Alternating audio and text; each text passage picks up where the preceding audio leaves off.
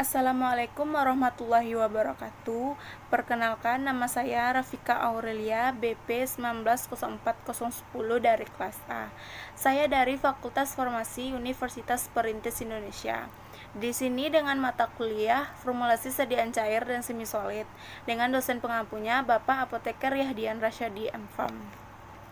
Pada video ini saya membuat tugas pertemuan 7 eliksir formulasi sediaan cair dan semi solid ini.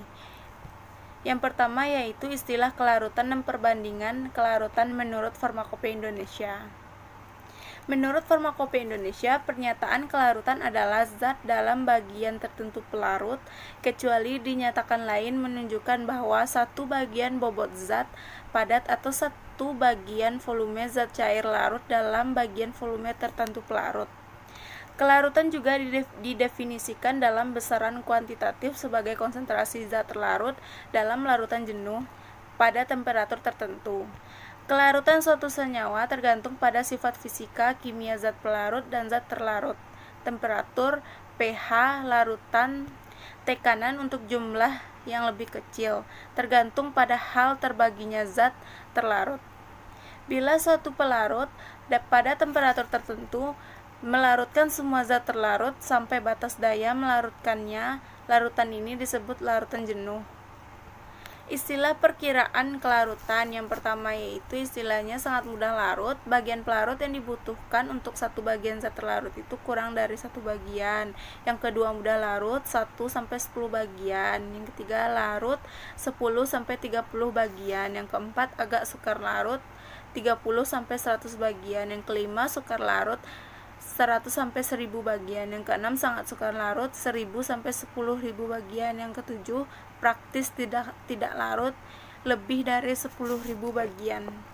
Selanjutnya yaitu dalam membuat sediaan eliksir maupun sediaan farmasi perlu quality control dalam proses pembuatan. Selanjutnya yaitu proses pembuatan eliksir. Contohnya yaitu yang pertama uji organoleptis. Pertama, uji organoleptis. Uji organoleptis ini adalah pengujian yang didasarkan pada proses penginderaan. Penginderaan diartikan sebagai suatu proses fisiopsikologis, yaitu kesadaran alat pengenalan alat indera akan sifat-sifat benda karena adanya rangsangan yang diterima alat indera yang berasal dari benda tersebut. Untuk melaksanakan penilaian organoleptik ini diperlukan panel dalam penilaian suatu mutu atau analisis sifat-sifat sensorik suatu komoditi. Panel bertindak sebagai instrumen atau alat. Dalam penilaian organoleptik panel dikenal 7 macam panel. Yang kedua yaitu pembuatan sediaan eliksir melalui uji bobot jenis. Cara pengujian bobot jenis yaitu yang pertama bersihkan piknometer dengan aquades dan juga alkohol. Lalu timbang bobot pikno kosong dan catat hasilnya. Setelah itu isi pikno dengan aquades, kemudian timbang dan catat hasilnya. Lalu yang terakhir ganti isi pikno dengan sediaan larutan, kemudian timbang dan catat hasilnya. Yang ketiga yaitu uji kejernihan. Uji kejernihan ini caranya yaitu yang pertama ambil larutan dan tuang ke dalam beker gelas.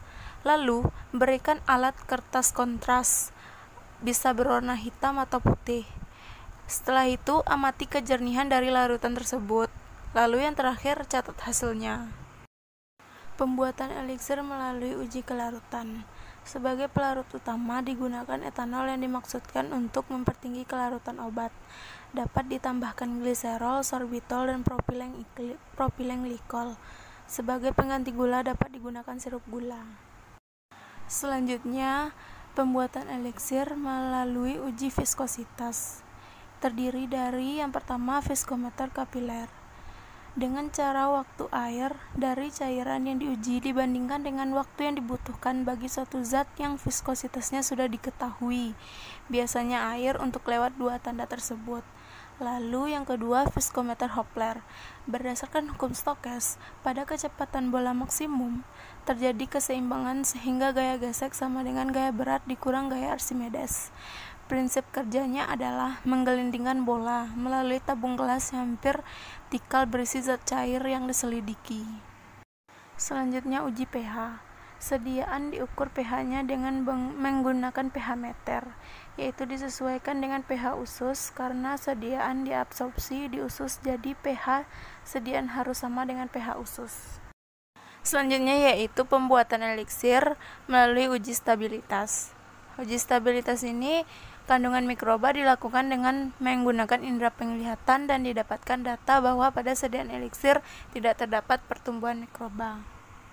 Sekian penjelasan dari tugas pertemuan 7 tentang eliksir ini dari saya. Jika ada kesalahan, saya mohon maaf. Saya akhiri. Assalamualaikum warahmatullahi wabarakatuh.